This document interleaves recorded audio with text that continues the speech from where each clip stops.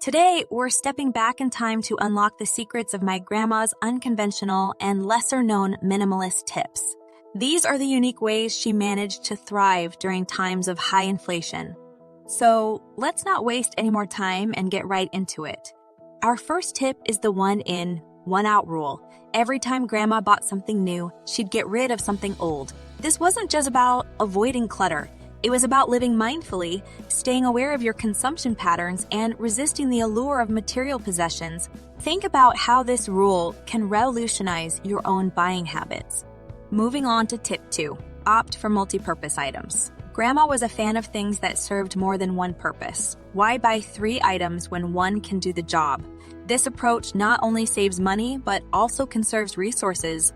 Tip 3, rediscover old world preserving techniques. Before the days of refrigeration, people had clever ways to preserve food. Grandma used to store eggs in a solution of water glass or sodium silicate, which allowed them to be stored for several months. Learning such techniques can provide a sense of independence from modern systems. Next, tip 4, become an expert forager. Grandma knew every edible plant in the vicinity. Even in urban environments, there's a surprising amount of wild, free food available. All it takes is a little knowledge, and you can supplement your grocery shopping with fresh, organic, free food. Tip 5, learn the art of fermenting. Fermentation was one of Grandma's favorite ways to preserve food. This age-old technique adds beneficial probiotics to food, enhancing its nutritional value. Plus, fermented foods like sauerkraut and pickles taste great. Tip 6, Granny's 5 uses rule. Grandma would ensure any item brought into the house had at least 5 potential uses. This rule challenges us to think creatively about how we use what we have. Tip 7 is all about swapping to save. This might sound outdated, but in many communities around the world, swap meets are making a comeback. It's a brilliant way to get rid of items you don't need and gain ones you do. Tip 8, create a victory garden. During war and depression times, victory gardens were encouraged to supplement food supplies and boost morale. This idea is making a resurgence now, and many people find joy in producing their own food. Moving on to tip 9, recycle gray water. Before we dive into the topic at hand, I have a small request to make. If you're enjoying this video, I'd greatly appreciate it if you could show your support by subscribing to the channel. This way, you'll be the first to know about future content and updates, and it will also help us reach a wider audience. Thank you for your consideration.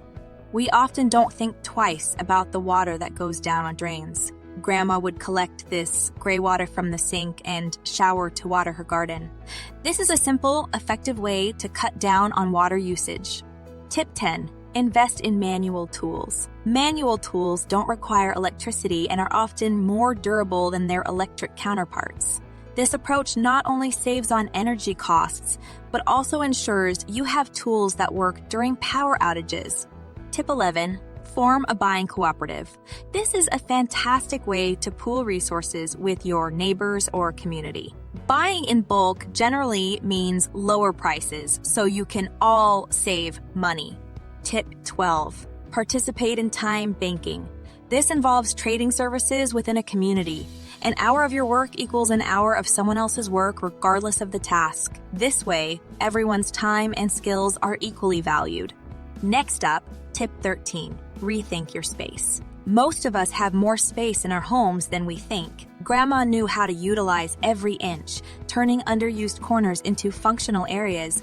This meant she never needed to buy extra furniture or storage. Tip 14, utilize the library. Libraries aren't just about books. Most offer a range of services from movies and music to classes and tool rentals. Utilizing these services can greatly reduce your entertainment and education expenses. Tip 15, incorporate solar cooking. This is a fun one. By using a simple solar oven, Grandma could cook meals using the power of the sun. It's a great way to save on fuel costs, and it's an interesting project to try. Now, let's look at tip 16, ditch disposable products. It's shocking how much we spend on disposable products. Grandma used to use cloth napkins, handkerchiefs, and reusable shopping bags. Not only are these practices better for the environment, but they also save a lot of money over time. Tip 17, learn to forage. Yes, this is similar to an earlier tip, but it's worth repeating. Knowing what plants are edible in your local area can provide free food and even medicine. Tip 18, master the art of stock rotation. It's a simple concept. Always use the oldest items first, whether food or other consumables. It ensures nothing goes to waste. Tip 19, create a gift shelf. Whenever Grandma found a bargain, she'd buy a few extras for future gifts. Having a stash of gifts means you're always prepared for unexpected events. Tip 20, make cleaning supplies. With a few basic ingredients like vinegar, baking soda, and lemon, you can make effective, eco-friendly cleaning supplies at home. It's much cheaper than store-bought and better for your health and the environment. Wow, that's quite a list, isn't it? Until next time, take care and keep it simple.